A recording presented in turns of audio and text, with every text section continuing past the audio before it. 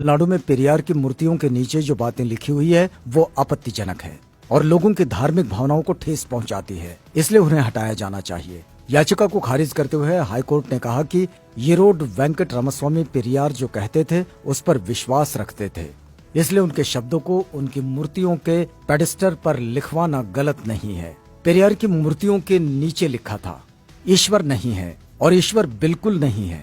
जिसने ईश्वर को रचा वो बेवकूफ है, जो ईश्वर का प्रचार करता है वो दुष्ट है और जो ईश्वर की पूजा करता है वो बर्बर है। ग्रेट पेरियर नायकर के ईश्वर से सवाल। पहला सवाल, क्या तुम कायर हो जो हमेशा छिपे रहते हो, कभी किसी के सामने नहीं आते? दूसरा सवाल, क्या तुम खुशामद परस्त हो जो लोगों से दिन रात पूजा अर्चना करवाते हो? तीसरा सवाल, क्या तुम हमेशा भूखे रहते हो जो लोगों से मिठाई, दूध, घी आदि लेते रहते हो? चौथा सवाल, क्या तुम मांसाहारी हो जो लोगों से निर्बल पशुओं के बलि मांगते हो? पांचवा सवाल, क्या तुम सोने के व्यापारी हो जो मंदिरों में लाखों टन सोना दबाए बैठे हो? छठा सवाल, क्या तुम व्यभिचारी हो जो मंदिरों में देवदासियां रखते हो? सातवां सवाल, क्या तुम कमजोर हो जो हर रोज होने वाले बलात्कारों को नहीं रोक पाते? आठवां सवाल, क्या तुम मूर्ख हो जो विश्व के देशों में गरीबी, भूखमरी होते हुए भी अरबों रुपयों का अन्न, दूध, घी, तेल बिना खाए ही नदी नालों में बहा देते हो? नौवां सवाल, क्या तुम बहरे हो जो बेवजह मरते हुए आदमी, बलात्कार होती हुई मासूमों की आवाज नहीं सुन पाते? 10वां सवाल, क्या तुम अंधे हो जो रोज अपराध होते हुए नहीं देख पाते? 11वां सवाल, क्या तुम आतंकवादियों से मिले हुए हो जो रोज धर्म के नाम पर लाखों लोगों को मरवाते रहते हैं?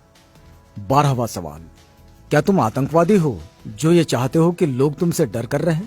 13वां सवाल, क्या तुम गूंगे हो जो एक शब्द भी नहीं बोल पाते लेकिन करोड़ों लोग तुमसे लाखों सवाल पूछते हैं? 14वां सवाल, क्या तुम भ्रष्टाचारी हो जो गरीबों को कभी कुछ नहीं देते जबकि गरीब पशुवत काम करके कमाए गए पैसों का कतरा कतरा तुम्हारे ऊपर न्यौछावर कर देते हैं? 15वां सवाल, क्या तुम मूर्ख हो कि हम जैसे नास्तिकों को पैदा किया जो तुम्हें खरी खोटी सुनाते रहते हैं और तुम्हारे अस्तित्व को ही नकारते हैं? 5 मिनट का समय निकालकर जरूर पढ़ो भगवान के कारनामे। नास्तिक होना कोई आसान नहीं। कोई भी नासमझ इंसान ईश्वर के अस्तित्व को मानकर फ्री हो जाता है। उसके लिए उसे बुद्धि की जरूरत नहीं होती, लेकिन नास्तिक होने के लिए दृढ़ विश्वास और साहस की जरूरत होती है। ऐसी योग्यता उन लोगों के पास होती है जिनके पास प्रखर तर्क बुद्धि होती है। अंधश्रद्धा ऐसा केमिकल है जो इंसान को मूर्ख बनाने में काम आता है। पेरियार E.V. रामास्वामी। आप देख सकते हैं हिंदू धर्म का विचित्र इतिहास।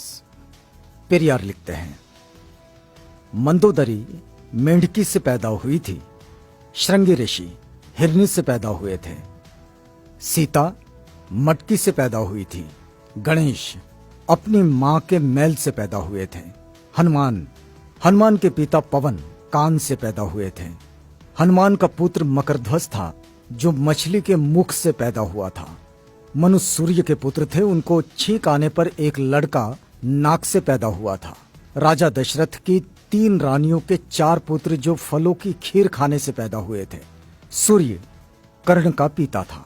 भला सूर्य संतान कैसे पैदा कर सकता है? वो तो आग का गोला है। ब्रह्मा ने तो 4 वर्ण यहां वहां से निकाले, हद है। अछूत का बनाया हुआ चमड़े का ढोल मंदिर में बजाने से मंदिर अपवित्र नहीं होता। अछूत मंदिर में चला जाए तो मंदिर अपवित्र हो जाता है। उन्हें इस बात से कोई मतलब नहीं कि ढोल किस जानवर की चमड़ी से बना है। उनके लिए मरे हुए जानवर की चमड़ी पवित्र है पर जिंदा अछूत अपवित्र। लानत है ऐसे धर्म पर। बुद्धिजीवी प्रकाश डालें, दिमाग की बत्ती जलाओ, अंधविश्वास भगाओ। यदि पूजा पाठ करने से ही बुद्धि और शिक्षा आती तो पंडों की औलादें ही विश्व में वैज्ञानिक, डॉक्टर, इंजीनियर होते। वहम से बचो, अपने बच्चों को उच्च शिक्षा दिलवाओ क्योंकि शिक्षा से ही वैज्ञानिक, डॉक्टर, इंजीनियर और शासक बनते हैं, पूजा पाठ से नहीं। अतः वहम का कोई इलाज नहीं है और शिक्षा का कोई जवाब नहीं है। शिक्षित बनो, संगठित रहो, संघर्ष करो।